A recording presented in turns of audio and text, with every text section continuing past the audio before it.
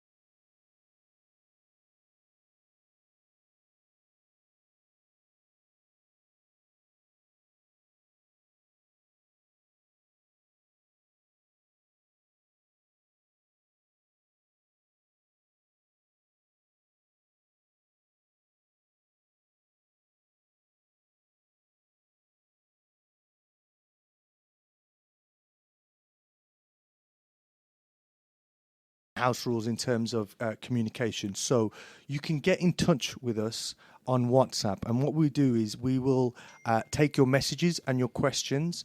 However, at the end of the show, inshallah, we will try and make some time to address those. So the WhatsApp number for you is 07440 420 432. That number again, 07440 420 432. As mentioned, messaging, if you want to give us messages of support, any comments, if you like anything, if you don't like anything, let us know. And if you do have any questions, as I say, we will try and get to those questions towards the end of the show. If we're unable to do that, we do have our social media, both Dan and I, where we are live streaming. And if you do have any other further questions, we can get back to those on a live Q&A after the show, inshallah. So, you can also stream via my Instagram page, which is Manolo Malik, at Manolo Malik. And Dan, have you got yours on live stream today? Not live, but if you, like you said, got any questions to ask or anything like that afterwards, mine's @_DanLB_. Excellent. Okay, so look, our first show is called Falling Off the Path. And today we're going to focus on how and why a Muslim, and particularly a Muslim youth, but this could be for any age, gets to the point where their life is completely devoid of Islam. We know it's not an overnight process, and what we will do today is review and discuss the steps that take place in a person's life to contribute to such a scenario where their life is now devoid of Islam. They are completely off the path, and the only thing that makes them recognizable as a Muslim might just be their name or the way that they look. Much of what we're going to discuss today is based on a lecture which was given by Numan Ali Khan. It was actually a khutbah, I think, in one of his local mosques. And he analyzes 3 key verses within a surah called Surah Al-Hadid, which translates to iron. Now, this is a surah in the Quran, and I remember listening to this lecture as part of my own journey when I was looking back at returning back to Islam. And if I'm honest with you, it scared me. It scared me massively because whilst he was talking and whilst this lecture was going on, as I listened, every little thing that he described exactly my own situation and my own scenario. And then what was more overwhelming and even more scary was actually, it wasn't him describing what was going on in my life. It was the words of God. It was the words of Allah. And it was a really powerful message. And the most amazing thing was the fact that in just few short spaces, a few short ayats, a few short sentences, Allah had managed to encapsulate and pinpoint exactly how things are going wrong for us and how things can lead us astray. And at the time, I remember thinking, and I remember speaking to Dan about this and thinking, it was completely amazed. Like, wow, how can this be? How can someone sum me up and sum up my life in the space of few short words? And then I realized, of course it can. If there is one being that can, it is the one that created us. It is Allah. So look, we're going to go straight in. We're going to get real heavy. There's not going to be any, pussyfooting around the topics. We're going to go straight in. And we're going to, apologies if that's... beating around the bush. Beating around the bush, that's what I was looking for. So in essence, that's what we're going to be doing. So we're going to go straight in. So what I'm going to do is I'm going to quickly read to you a few verses from the English translation of the Quran, from verse 12 to 15. And I want you to pay attention and I want you to understand what's going on, and we will, inshallah, explore these few ayats in much more detail and make them relevant to the topic of today, which is how someone falls off the path of Islam and how we can hopefully eventually get them back to return. So verse 12 begins with, "On the day when you, O Muhammad, will see the believers, men and women, their light shining out before them, and on their right hands, it will be said to them, glad news for you this day, gardens underneath which rivers flow, in which you are immortal. That is the supreme triumph. On the day when the hypocritical men and the hypocritical women will say to those who believe, look on us that we may borrow from your light. It will be said to them, go back and seek for your own light. Then there will separate them a wall in which is a gate. The inner side of it contains mercy, while the outer side of it is towards doom. They will then call to them, saying, were we not with you? They will say, yes, verily. But you tempted one another, and hesitated, and doubted, and vain desires deceived you till the ordinance of Allah came to pass, and the deceiver deceived you concerning Allah. So this day no ransom can be taken from you, nor from those who disbelieved. Your home is the fire. That is your patron, and an unhappy journey's end." Wow.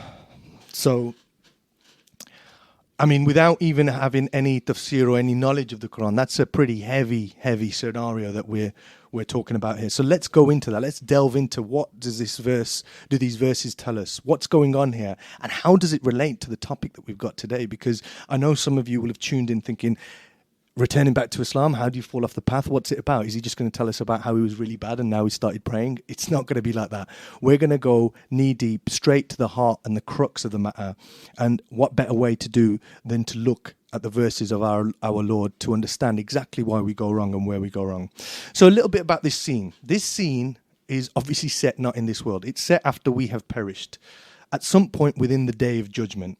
So before we go on to explaining this scene and where it takes place, you need to understand the context of the Day of Judgment, because contrary to what a lot of people believe, there's a lot of subtle nuances in Islam which help us understand exactly what the Day of Judgment will look like. So whilst it's called a day, the first thing is, in reality, we know that it's not going to be just one day. It's not going to be 24 hours. It is going to be an event. It's going to be much longer. Now, the saying goes that the more difficult it is for you, i.e. the worse off you are on the Day of Judgment, the longer it's going to be. Up to 70,000 years for some people.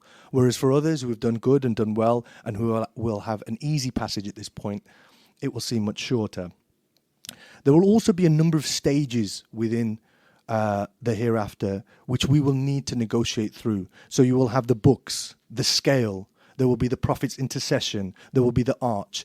And this scene takes place, I think, somewhere just before getting to the arch, where the believers are put through a test. Now, on the Day of Judgment, our currency, our fuel, will be in the form of light. So you will have heard within those verses that I talked about, the two groups of people talking about light and saying we need to borrow some. So light will be the deeds that we have earned on this earth. And when I talk about deeds, it's about the things that we have been tasked to do by our Lord. The farz, the compulsory, obligatory acts. So you're talking about your prayers, your charity, your belief in Allah. Some people will have stockpiled a lot of light, and they will have light which will beam ahead for miles and miles and miles ahead. And for them, their journey to navigate through this day towards their final destination, which we're hoping will be heaven, will be easy. They will be able to see far and clearly. For those who have not done so many good deeds, their light will be intermittent. It may only reach a few yards ahead. And for those that have done very little deeds or have been heedless in their application of doing good on this earth, their light will be flickering, or even worse, none at all. So this brings us to this scenario here. And what I want you to do is I want you to imagine you are involved in this scenario. We've got two groups of people. One group has light, one group does not have light. I want you to imagine that you are with the group that doesn't have any light. And inshallah, it will be a sobering thought, and hopefully it will get you to reflect and think about where your life is at this point, and how, inshallah, over the course of this series, over this talk and the next 3 that come after this, that you can begin to implement some changes if you need to. Okay. So in this scenario, we have two groups of people, and now you are with the one group that does not have any light. The interesting thing is here, naturally, you will wake up, you will be looking around you will see you have no light. You will see that you are devoid of vision. Everything is dark. You're scratching around the surface, not seeing whether you can put one foot in front of the other. You feel others with you, but you can't see each other. You know you're surrounded with companions, but they're of no use because they don't have any light. What you do see is a group ahead of you who has lots of light, beaming light, and they're making haste towards their destination. And then what you realize is, hold up, I know some of these people. I know some of these people who are up ahead of me. Yeah, hold on. Isn't that so-and-so who I went to school with? Isn't that XYZ who was with me at madrasa, who used to pray with me at the mosque? Hold on. Isn't that the guy that I did umrah with, that I fasted with? So these aren't going to be, remember, this is two groups of Muslim believers, people who will have led their lives under the umbrella of Islam and in accordance to what they would have thought was the way Islam should have been lived. So you will find that as a person that has no light, you will call upon those that are ahead of you with no light, and you will ask, hey, come back. We need some light out here. Give me some help. And ordinarily, what you would think is, yeah, fine. On this earth, if I had some light and Dan was behind me, or I could see a relative of mine, you'd go back, wouldn't you, Dan? I mean, exactly. You instinctively, you'd think that. However, ladies and gentlemen, this is no ordinary day. This is not on this earth. This is on the day of judgment, where a father and a mother will reject their own child and say, get away from me. Because on this day, you are stressed. Even a baby goes grey. That's what we've heard. That we are told that on this day, you will be more stressed out than anything else and anyone else, and you will not look at any family ties. Everyone will be in it for themselves, because this day, this event, Judgment Day, is the occasion when it's decided where your eternal destiny will be. Will it be heaven or will it be hell? And at that point, you are not looking to share any of your light. You are not looking to share any of your deeds. And you are particularly wary of those that don't have any, because you don't want them to steal it from you. Worse still, you don't want to take on their lack of light. So at this point, we've got two groups. You're in that group that has no light. You call ahead and you say to those, give us some light. And they say, no, go back and get some more of your own light. Go back, meaning go back to this earth, go back to this life and get your light. But we know, alas, and we'll get onto it, it's too late. So at this point, Allah places a barrier, a wall between the two groups. And now he explains to us that on one side of the wall is mercy. So those that have light, they're actually now relieved, because it means the group that didn't have any light is further behind them, and there's an impregnable barrier between them. They can't get to them. So the group that has the light is relieved, whereas the group that has no light, for them is doom. And now they realize that's it. They're completely cut off. There is no way forward. There is no way back. And this is where this amazing dialogue happens in verse 14. And in verse 14, what happens is the believers, the ones with the light, tell that group that's behind them exactly why they have no light. And they explain to them exactly where they went wrong and how they faltered and the steps it took for them to go from being people who should have been those that had light, that should have been in the destination of Jannah, of heaven, to those that are now cut off. So here's what they say to him. The first thing is they say, step one, you tempted each other. So this is verse 14 of the Quran. Okay, so these are the words verbatim. It says, you tempted each other. Now this is step one. So we're going to talk about how these verses now relate to exactly what's going on here to a person that loses their faith.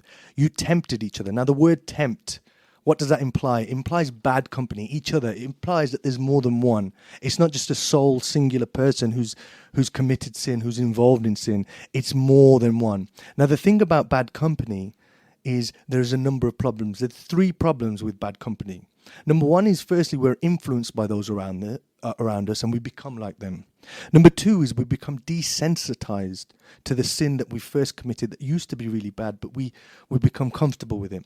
And the third one is it leads us to greater sins. It tempts us to do one thing, and then before we know it, we were doing other things. So the first example that I'll give here is a very famous hadith that the Prophet ﷺ gave us regarding bad company, and it was about spending your time with either a perfume seller or spending your time with an ironmonger. And what he said is, the parable was, the one that spends his time with a perfume seller, he may be able to buy some musk, or at the very least he'll be smelling of it. Whereas the one that hangs around with the ironmonger, he'll either get burnt, but at the very least he'll go home smelling of smoke. Now the point here is, you cannot shake off the influences of your company. The people that you hang about with, they will eventually have an influence on you. So if it's with good, you will be obviously influenced in a good way. If it is bad, then there is no way you can get away from becoming slightly bad or becoming desensitized to the sin. Now, the example I'll give here very quickly before passing on to Dan is that of smoking cigarettes. Okay? So, and I'm not saying this is one of the sins that we need to be worried about. We know it's a grey area. But generally speaking, when you first try a cigarette, the first example I'm going to give here is when you first try a cigarette, you know it's bad. You know it's wrong. You cough because firstly your body rejects it because it doesn't want it. It wants oxygen. But you're taking in nicotine, you're taking in car, and you cough and you reject it. And the other thing is you feel bad because usually when do people try and smoke? I mean, I remember trying a cigarette when I was at school, and it usually is at that age, 13, 14, 15. And at that time, you know that smoking is bad because not only is it illegal, your parents are telling you not to do it, your teachers are telling you not to do it. So the initial reaction after that first cigarette is, damn, I shouldn't be doing this. But what happens? You do it again, you do it again, you tempt each other, and where are you? You're at the point where you actually crave the thing that made you cough. That nicotine rush, that nicotine high is the thing that you want the most. So here we see a quick example of something that started off bad. You tempted each other, you tempted one another with just a quick fad because you wanted to seem cool. But 5 years down the line, 10 years down the line, where are you? You're addicted to that thing. You need that thing. So it shows you step one is that tempting of people. And Dan, I think you wanted to talk a little bit about how... So in the Quran, we have a lot of parables. There's always parables that we use to compare things for us to have intellect. And one thing that my father actually told me, which was quite good, was in this example, you can have the example of a frog. A frog, if you put a frog in boiling water, so the boiling water is that thing, you know, that big temptation. Instantly, the frog would jump out of the water, because it's hot. The heat is like, no, that's obviously a bad area to be in. But if you put that frog in cold water and then you slowly boil that water, the frog is unaware completely of what is going on. And that frog just gets cooked alive. So it's not aware at all. So this is the same as us being in the world. You could be there living your life. Initially, something that you think is really bad and you're like, nope, that's haram, I'm staying away from it. But if you slowly immerse yourself in those things, then eventually you become desensitized by it and you don't know what is going on. And a great example of this for the youth of our community today is clubbing. That's a big one, night clubbing. With night clubbing, I remember being in university and you think to yourself at first, you think clubbing, nope, not me. I'm not going there. It's just something I don't want to do. But you know, that one time you have, and people may be around and they think, oh yeah, you know, we'll go clubbing just one night. I mean, there's nothing bad about it. I'm only going to see my friends. Yeah, the friends that I've made in university, you know, they're not going to do anything bad to me. I'm still a Muslim. I'm not doing anything haram. So, you know, I'll go clubbing. Yeah, I'll go clubbing. You go there. The music's good. Yeah, you're nodding your head. You're thinking, this is not bad. It's not bad at all. You finish the night and you're like, okay, there you go. That wasn't terrible at all. I enjoyed myself. I was happy with my friends and I didn't commit any haram. Next week they say, hey, Dan, you coming out again? You're like, yeah, you know, why not? I didn't do anything. So you go out and then eventually you're there, you're out and you're thinking, wow, okay, this is quite good. These guys seem to be having a much better night than I'm having. I wonder why that is. Yeah. And what are they doing? Oh, it's the alcohol. Ah, okay, right. What is this alcohol? Can I try some? No, it's not good. You shouldn't really do it. But yeah, you know, just one sip. Yeah, I'll try it. You try the alcohol. You get hooked. You think you've had a brilliant night now. You're like, wow, this is, you know, my night has gone from okay to epic. Yeah, so you finish that night. Next week you're gonna go there again, and you're like, yep, okay. Wow, what's that? The guy's over there, literally nodding his head and dancing to music like he's just in his own little world. I want to be like that. What is he doing? Oh, he's doing some drugs. Okay, wow. What drugs is he doing? I don't know. There's ecstasy, there's cocaine, all these different things. You know, here, I've got a little bit for you. Why don't you try it? Hey, you know, I've done a bit of alcohol. That's not that bad. I can control myself. You've broken the barrier by that point as well. Exactly. Yeah. Yep, definitely. So I'll do that. And then that can lead on to other things. So you lead on to the cocaine. You start doing that. You start enjoying yourself. Then there's women. And you think, well, will that woman like me more if I do drugs? Because she seems to be hanging around with that guy who does drugs. And she's good looking. So, you know, I'll see what it is. You start doing that. Eventually, you may take a woman home. You fornicate.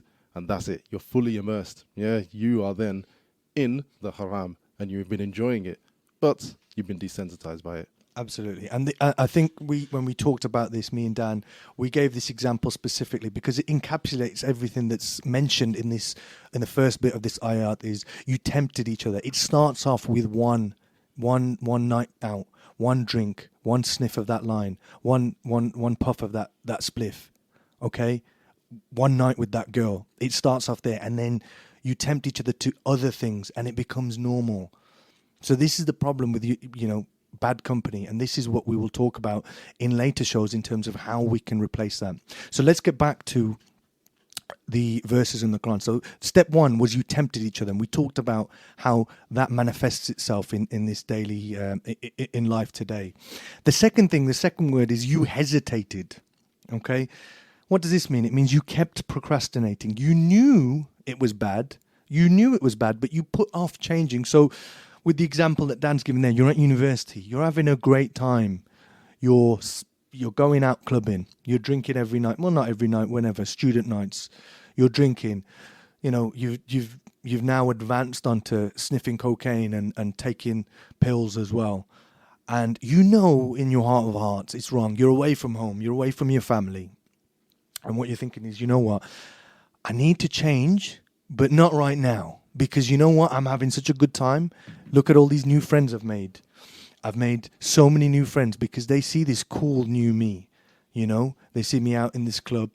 They see me out here. They see me out with these women. They see me splashing the cash, bottles of champers, living the high life. You know what, let me just do this for 2 more years. Yeah, because let me do this for the next 2 years because once I'm finished university, that's it. You know, when I finish uni, that's it. I'm going home. I'm moving back home, and that's it. I'm gonna be straight on the path. I'm gonna be reading Fajr. I'm gonna pray 5 times a day. I'm gonna read Quran every day. You know what? I'm gonna enroll onto a Hifz class.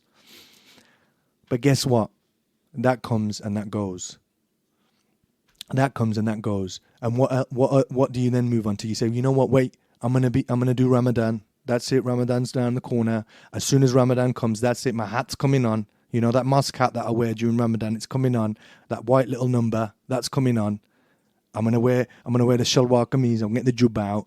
That's it. Ramadan comes, Ramadan goes, and guess what? You're thirsty again. You're back in the club, and the cycle repeats itself. You keep procrastinating. You keep messing about. You keep thinking, you know what? I've got a bit more time. But we don't have much time. And guess what? We don't have much more time because we're about to go to an advert break. So we'll see you back shortly in 4 minutes. Stay tuned, guys. Okay, so we've got 10 more seconds. I timed that so well. 3, 2, 1.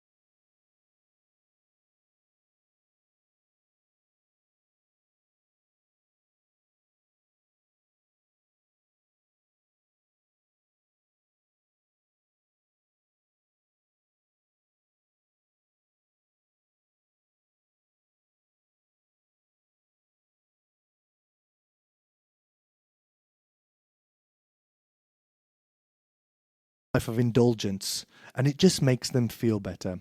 And this leads leads on to step number 3. And the words used here in step 3 in that ayat that we're going back to in Surah Al-Hadid, verse 14, is you doubted. So you fell into doubt. And the thing that doubt does is doubt lets you off the hook. Once you doubt, and once you doubt the validity of Islam, there's 2 things that are now missing from your life. 2 key things that now dictate how you are going to live your life. The first one is the desire to attain Jannah, the desire to want to go to paradise, the desire to please Allah has gone. You are no longer striving for this destination. And the second thing goes hand in hand. The desire to stay away and the fear of hell, the fear of Jahannam is gone. You no longer fear the punishment of Allah. You no longer fear that wrath. Because now you don't believe in an afterlife. It's fallacy to you. It's all hocus pocus. It's no longer a credible destination. And once you've taken out the afterlife, once you think that after you die, nothing else will happen and nothing will occur, you only live for this life, for this dunya. And the only thing that appeases you is materialistic things in this life. How else can you get contentment? It's all about money. It's about leisure. It's about pleasure. It's about being a slave to your own desires.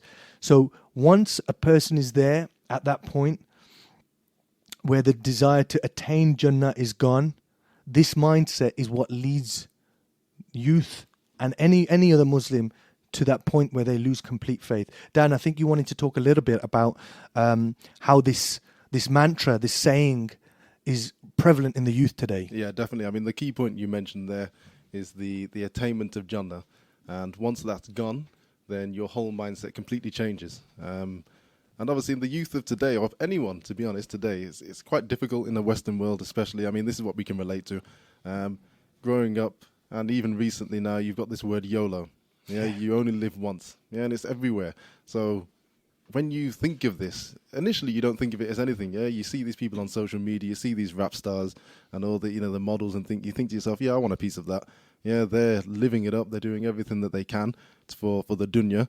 I want that. Yeah, you only live once. Well, what's the problem? You have these people. Yeah, they are exhibiting everything that you feel is success in the dunya, and us being surrounded by that environment and being a product of that environment and not being able to get away from it, you think to yourself, that is success. And with that, you think to yourself, I do only live once. Yeah, and in that time of living once, I'm going to do everything that I can do. I'm going to have the best dunya. Yes. Yeah, I'm going to be the dunya's number one. And with that, I'm going to play football when I want. I'm going to get the latest iPhone. I'm going to have all the flashy cars. Anything that I want in this life, I'm going to have it. Because you know what? I only live once. Yeah. And this is what leads us on to the next part, which says step 4. It doesn't say step 4, but this is step 4 of our understanding of this ayat, verse 14 in Surah Al-Hadid. Vain desires deceived you.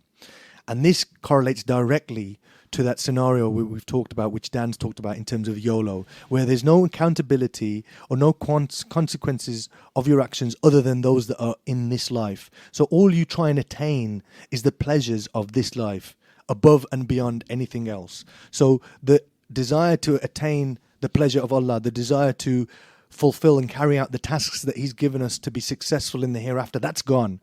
All you chase is the pleasures of this life, and you commit all your time and effort seeking it.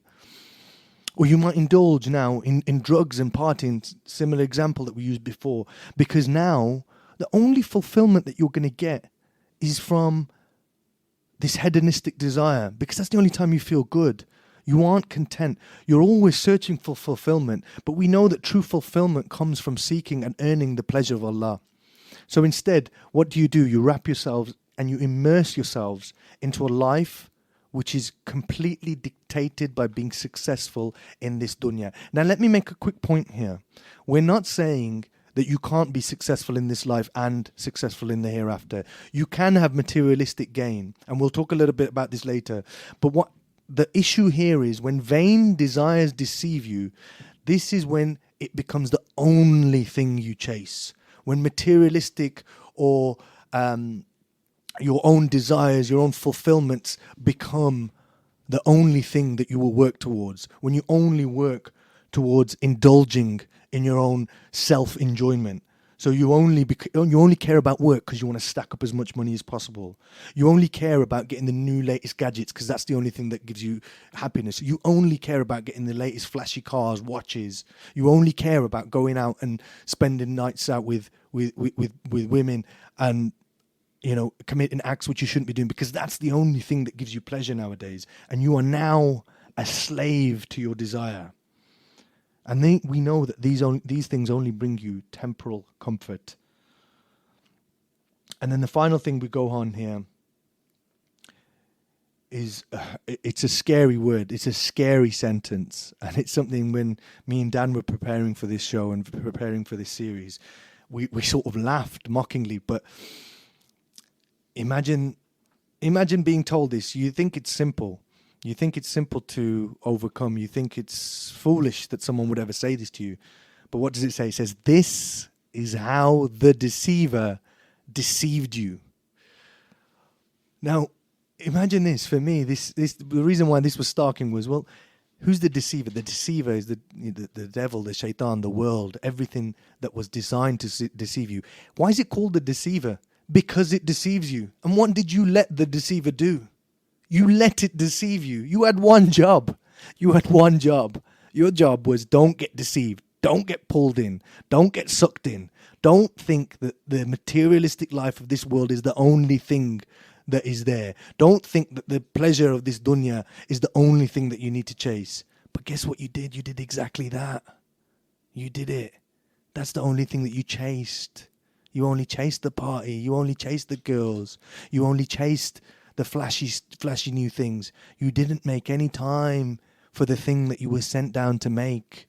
You didn't make time for salah. You didn't make time for your Lord. You didn't make time to heed to the actions that he wanted you to do, to the rules and regulations that he told you, listen, follow these rules, follow these instructions, you will be successful. What did you do? You let the deceiver deceive you. Now picture this scene. Again, I'll take you back to those verses in Surah Al-Hadid. I want you to imagine you are there in the plains of the Day of Judgment, and this is being said to you. Imagine that.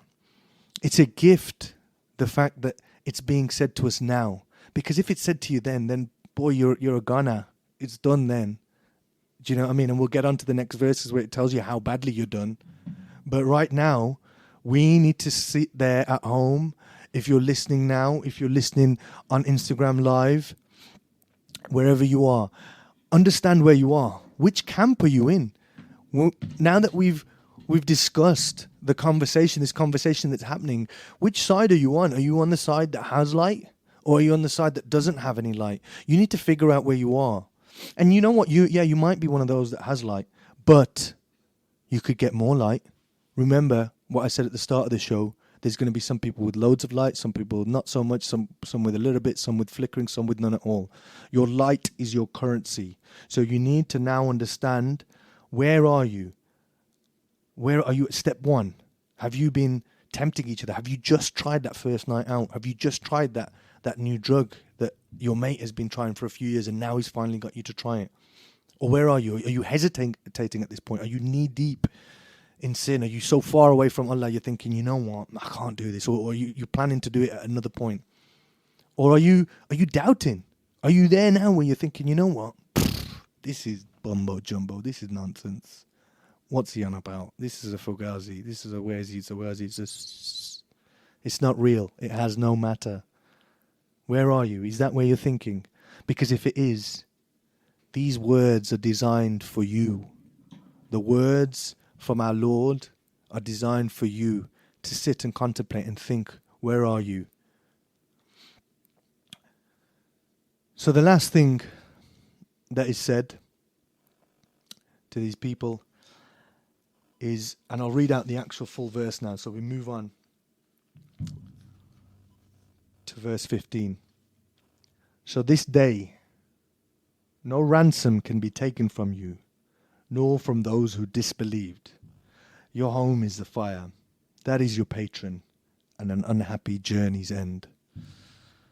So on this day, When that's said to you, there is no way back. No ransom can be taken from you. What does that mean? You can't give anything. You can't go back to earn any light. You can't barter or bargain anymore. You are in this situation, and worse still, you are now classified with the disbelievers. You are as good as someone that didn't have any Islam in their life whatsoever. And where's your home? Your home is now the fire. That's it. You're gone. You will be grouped with the fire. You will be grouped with the disbelievers, and you will be condemned to the fire. Dan, I think you wanted to talk a little bit about how this scary scenario and what we should take from this scary thought that we've been presented here with. Yeah, I mean, it does give you goosebumps. When you listen to that, it's very serious. Yeah, the Quran doesn't make any... It doesn't care about how much it offends you or anything like that. If you are there thinking of these things, it's very important. But at the same time, the fact that we have these verses revealed to us is a mercy in itself. Yes. Yeah? For those who have understanding, it's a mercy. Yeah, you could have been thrown into that environment and had no rope to climb up. But we're given rope all the time by Allah, the most merciful. He always gives us something to reflect upon and something to kick us into action. And with that, there's another parable I want to give to people. I can be on the beach, a beautiful sunny day on the beach. Let's call it Antigua. It's a place I like. And in front of you, you got the sand. Yeah, no one there, just the sand. You have a stick in your hand, and you draw two horizontal lines in front of you. The line, you draw one furthest away from you, so quite far away, and then you have one that's quite near, a lot nearer to you. Now, the line that is furthest away from you, that is the dunya. That is all my plans for the dunya. This is me looking at it going, right, that's it. Next year, I'm going on Hajj. Yeah, I'm going to then get married. I'm going to do all these different things. I'm going to have that flashy car. I'm basically going to do everything that I want to do in the dunya. And by the end of it, if I complete all that, life completed it. And I'm going to paradise because, that's my plan. I've done everything. The line that is nearest to me, that is death. Okay? Death can come at any time, at anywhere, any form. Right? So, whatever you plan in this life, brothers and sisters listening now, forget about it. Yeah? You can plan the best of things. Unfortunately, we are rewarded for our intentions in Islam. Yeah, not by the outcome.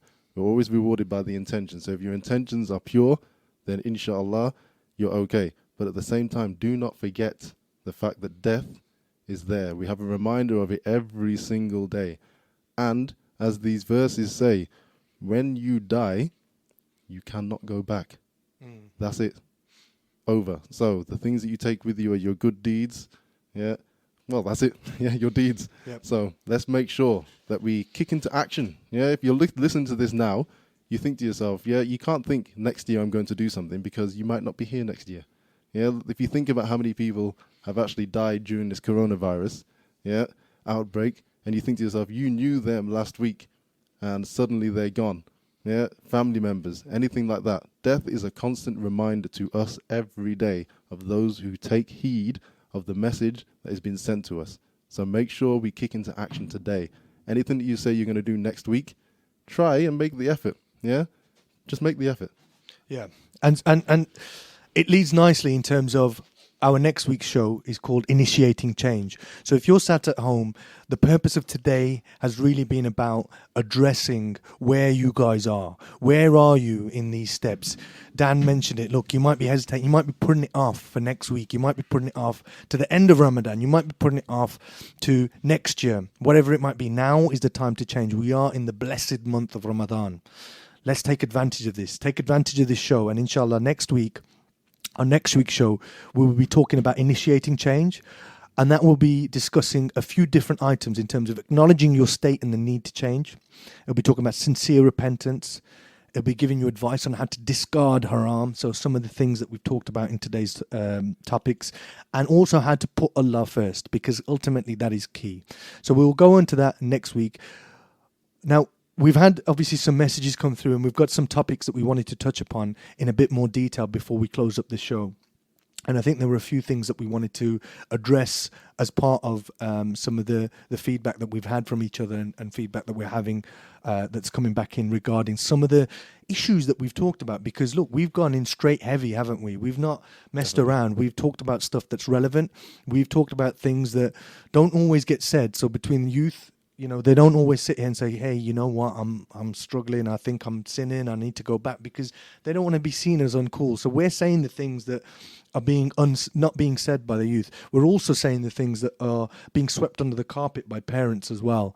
So parents of young youth, of young people, or even parents themselves. Remember, this guidance is timeless, it's ageless. You know, Dan, you're 32, I'm 34. We consider ourselves young. But, you know, we can relate to every step of this. And no matter how old you are, no matter what your background is, there's something in there that you may have related to. You know, none of us are perfect, but you might know people as well that are going through this. So in terms of some of the key things that we've spoke about today, we just wanted to touch on a few of those items. So one of the first things that I wanted to talk about was the drug use that we've talked about, and how this is a bit of a problem. I say a bit, it's a lot of a problem. Now, the reason being is there's a few things that I'm going to tell you, insider knowledge in terms of what's going on today with the youth and what's happening that we aren't aware of, that we are brushing under the carpet, or that we are accepting as the norm. Now, traditionally, we talk about drugs and we see it as such a taboo thing, and we think, okay, you know, the word drug gets mentioned. The one that uses drugs is therefore a druggie. Okay, and what's the first thing that comes into mind when you say someone is a druggie? You think, you know, someone that's homeless, someone that's shooting up heroin on a stairwell, someone that has no prospects, someone that's had no education, that has no family, that has nowhere to go. Okay, that is, yes, an example of severe drug use. And yes, that's a problem. It's a problem in society. It's a problem in Muslim society. It's a problem in non-Muslim society. That's something that we see, but we see it as a problem that's not there for us. Yeah, it's something that's outside and it's not attached or associated to us. However, the use of drugs is very frivolous at the moment. The use of drugs on a leisurely basis, on a pleasurely basis, is absolutely massive at the moment. So you can be a person that has a good job, that goes to the gym, that looks good, a Muslim that sometimes goes and prays Jummah, sometimes, you know, fasts during Ramadan, but he goes to the nightclub and he's drinking every week and he's sniffing every week, and he can afford to do it. It doesn't damage his life. It doesn't damage his family ties. It's not damaging his work. It's not damaging his body, even, so much to say, in terms of what we can see. But what is it damaging? It's damaging his spiritual connection to Allah. It's damaging that love and closeness that he has to Allah. Because the thing is, yeah, you know what? We can sin, but we can still pray. We know that. The problem is when someone's taking drugs or, you know, is having a heavy night out, they're written off for the weekend. They're written off for a few days. The last thing on their mind is getting back to Allah. And it becomes harder and harder and harder. And then they fall into these steps. So we need to look out for these people that have normalized drug use, because it is normalized now. And it is such a big problem. And the people that are taking it, you might be listening to me. There might be people who know people. You won't see it as a problem. But we need to identify that now. And we need to act. And we need to look at ourselves and think, you know what? Is that thing the thing that's keeping me away from Allah? Is that the thing that's keeping me away from change? And I will delve into this topic a little bit more, inshallah, on next week's show. The second thing I think Dan wanted to talk about is the fact that we've talked a lot about being off the path because you're committing haram sins.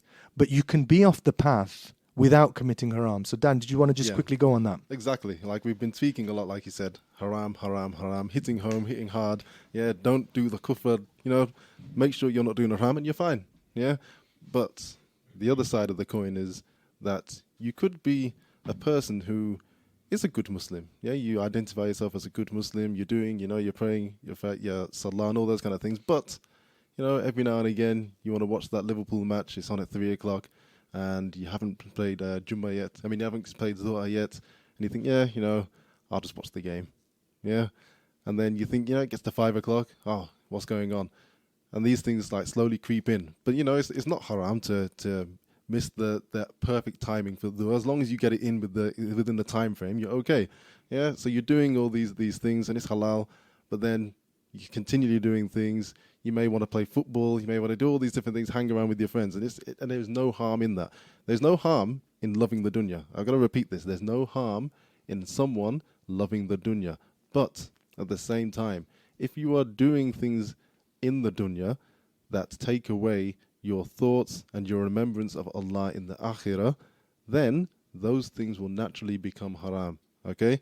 So you can lead the halal life, you can lead the good life, but at the same time, if you forget the things that you should be doing, yeah, more so, and start doing the things that aren't haram, watching football isn't haram, but if you keep doing those things, then eventually they can change your mindset. It's all about priorities, and we'll finish off on this because this is going to be something that we're going to be talking about next week, is in terms of you need to put Allah first, and that's going to be one of the key things that we talk about on next week's show, in terms of how do you have this balance of being successful in this life and all of the things that are here, materialistic, but at the same time putting Allah close and putting Allah first and His commandments first as well. Because once you achieve that balance, you will be able to get back onto the straight path. And inshallah, that will be something that we'll talk about in next week's show, which will be Tuesday, 7 p.m. So I just want to say, Jazakallah, thank you very much for everyone for listening. We hope that you have enjoyed this week's show. And thank you for tuning in to Ramadan Radio Wolverhampton. You can follow us on at Ramadan Radio Wolves on Instagram. Facebook is Ramadan Radio Wolves. And if you